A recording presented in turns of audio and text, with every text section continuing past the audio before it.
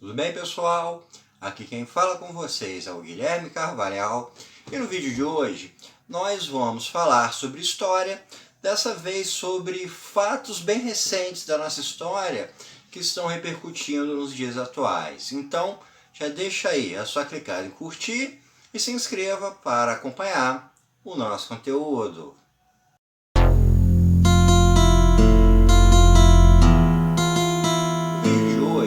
A gente vai começar uma nova série em que vamos falar sobre alguns conflitos populares, alguns levantes populares que a gente teve ao longo da década de 2010 e acabam repercutindo até os dias atuais. Então a gente vai falar de alguns movimentos populares como a Primavera Árabe, como os protestos em Hong Kong, protestos na Rússia, os protestos que a gente teve na América Latina ano passado, que a gente teve no Brasil a partir de 2013, casos como os Jaquetas Amarelas na França e também os protestos dos estudantes na Europa em decorrência da questão climática que foram liderados pela Greta Thunberg. Antes da gente começar a falar sobre esses movimentos em si, vamos falar um pouco sobre o preâmbulo da geopolítica que está ligado com esses protestos que a gente viu no último ano. A gente começa esse preâmbulo a partir do final da década de 80, 89, 90, quando a gente tem a queda do Muro de Berlim, que decretou o fim da Guerra Fria e o desmantelamento da União Soviética e também da Iugoslávia, né? Ou seja, o fim do modelo comunista que ficou restrito somente a alguns países, como Coreia do Norte e Cuba. Então a gente passou a ter, a partir desse momento, a chamada nova ordem mundial. O capitalismo se tornou um modelo econômico vigente e não tinha mais uma oposição ao predomínio do capitalismo. Com isso, você não tem mais aquele contexto que existia na Guerra Fria de alguns países serem influenciados pelo capitalismo, outros pelo socialismo. Você então passa a ter uma maior autonomia por parte de cada país. E com o desmantelamento da União Soviética e da Iugoslávia, ocorreu o surgimento de novos países que adquiriram a sua independência, como Sérvia, Bósnia, Eslovênia, Macedônia, Ucrânia, Turcomenistão e os demais países que compunham a União Soviética. O desmantelamento da União Soviética se deu de forma pacífica, não teve conflitos de maior proporção, parece que só teve morte em um protesto que ocorreu, cerca de 13 pessoas morreram, mas você não teve nenhum conflito sangrento, sendo que você estava falando da queda da União Soviética.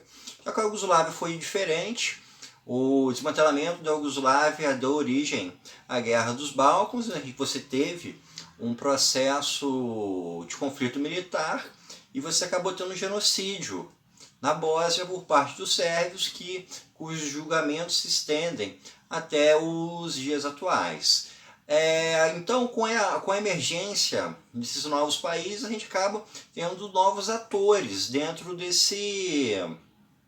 do contexto internacional. E junto a isso você começa a ter também o surgimento de alguns novos blocos econômicos, ou seja, após essa polarização entre capitalismo e socialismo, você começa a ter formação de blocos econômicos como o Mercosul, a União Europeia, o Bloco dos Tigres Asiáticos, entre outros. E também nesse processo todo a gente tem a globalização.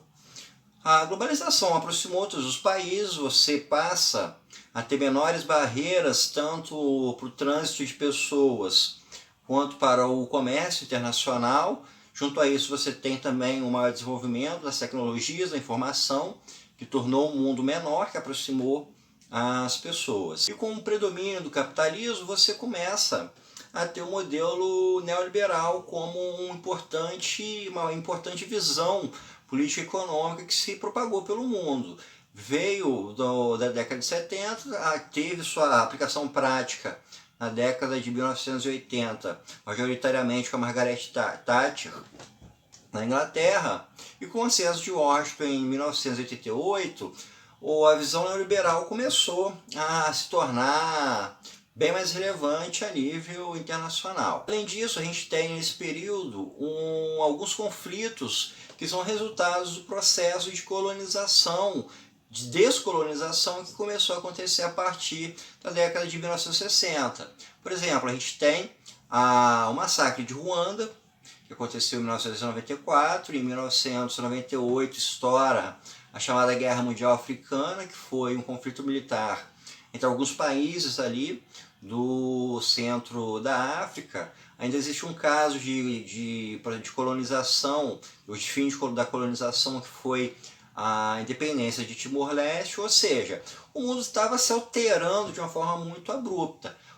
Novos países surgiram, novos grupos, novos blocos econômicos surgiram, muitos países se tornaram atores importantes na geopolítica, e aí a gente pode incluir a China, a gente pode incluir os tigres asiáticos, a União Europeia começou a se tornar um grupo muito forte também, até alguns países emergentes como Brasil, Argentina, México, acabaram ganhando um pouco mais de destaque dentro da política internacional.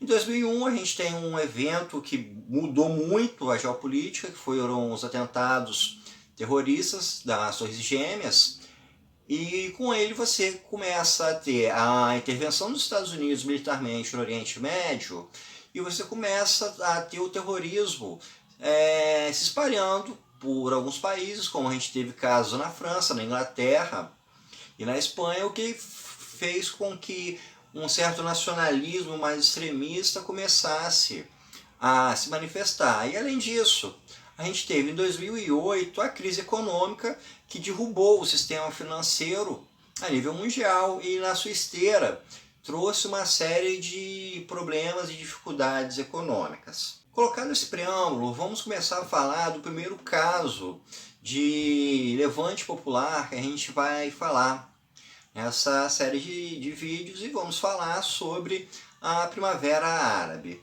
A Primavera Árabe foi um movimento que começou em 2010, foram levantes populares que ocorreram por diversos países do norte da África e também no Oriente Médio, e aí a gente pode citar Líbia, Egito, Argélia, Tunísia, Iêmen, Síria, Arábia Saudita, Omã, entre alguns outros. A Primavera Árabe, ela tem como alguns dos seus motivos que os estudiosos apontam como causa um descontentamento popular em decorrência de serem governos muito fortes, de serem governos autoritários, muitos deles governos que não eram democráticos, e junto a isso você tinha uma restrição de direitos muito forte, e também você tem a crise de 2008, que fez com que a situação econômica da população caísse, e no geral quedas de poder de compra, queda do emprego, queda de perspectiva e de segurança financeira tendem a levar a população à revolta. A gente então teve diversos protestos acontecendo, foi bastante divulgado na época, e a Primavera Árabe, ela no geral, você começa a ter seu arrefecimento por volta de 2012 e 2013, porém o processo desencadeado por ela permanece até hoje. É um processo que ainda está acontecendo. Os eventos que começaram em 2010 ainda não foram plenamente encerrados.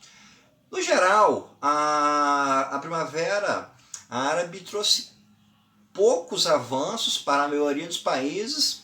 Talvez a maioria deles tenha acontecido efeito reverso, tenha piorado as condições. O único país em que se considera que a Primavera Árabe de fato trouxe benefícios foi na Tunísia. Na Tunísia, o ditador Ben Ali caiu e formou-se um novo governo, a população conseguiu aquelas liberdades que ela estava requerendo ali com seus protestos, e o país teve então um grande avanço. Em outros, você tem alguns pequenos avanços, aparentemente países como Omã, Argélia, você teria aí um alguns ganhos de liberdade, convocação de novas eleições, mas nada que mudasse completamente a situação de cada um desses países. E em muitos outros, a Primavera Árabe foi sinal de uma queda de qualidade, de um prejuízo, de um grande problema para a sua política interna. O primeiro caso é o da Líbia. Os protestos que ocorreram na Líbia acabou saindo deles uma guerra civil. E nessa guerra civil, o ditador Muammar Gaddafi, que já estava no poder há algumas décadas, ele acabou sendo morto. E a morte dele não pôs fim ao conflito. O conflito se perpetuou no país e surgiu um enorme vácuo político, porque o país já não tinha mais um governo que o direcionasse, que desse algum rumo. Então você teve um processo de guerra civil com o país assim acéfalo em termos de governo. O outro caso foi o do Iêmen. O Iêmen, os protestos também deram origem a uma guerra civil. Com essa guerra civil surgiu um grupo terrorista e você tem um conflito armado que perdura até os tempos atuais. E o Iêmen é considerado por muitos grupos humanitários como o país com as piores condições de direitos humanos hoje. A gente fala sobre pessoas sem acesso a remédios, sem acesso à alimentação, crianças sem acesso à escola, ou seja, você tem um dano hoje de pessoas sem alimentação, sem remédios, e um problema a longo prazo, que é você ter crianças anos e anos fora das escolas. Então, o processo que a gente tem no Iêmen é um processo extremamente complicado, que está gerando danos no presente e vai gerar danos no futuro. O outro caso que também foi um tanto quanto problemático foi o do Egito. Os protestos do Egito derrubaram o Mubarak, que era o ditador que estava no poder há 30 anos.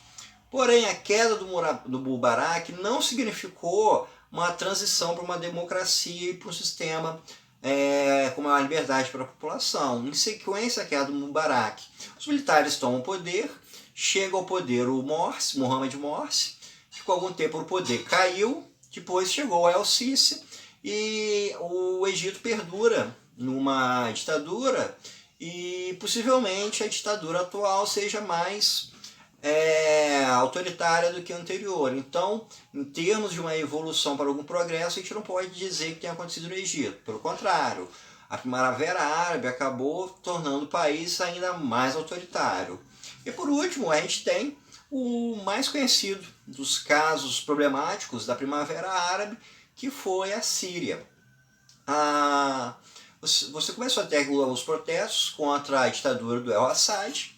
O El-Assad respondeu de forma violenta a esses protestos. Você começa a ter a formação de uma guerra civil e junto a isso você tem o levante do Estado Islâmico. Então você tem grupos bem diferentes disputando, os grupos de oposição, o governo e mais um grupo terrorista.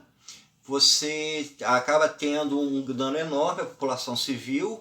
As imagens dos refugiados sírios são muito fortes. Aquela imagem do garoto morto na praia foi bastante emblemática. E você ainda tem a interferência de países estrangeiros como a Turquia e a Rússia, cada um com interesses diferentes no conflito. Então, na Síria, de um protesto por maiores liberdades e pela queda de um ditador, você acabou tendo a progressão para um grande conflito e para um grande problema humanitário.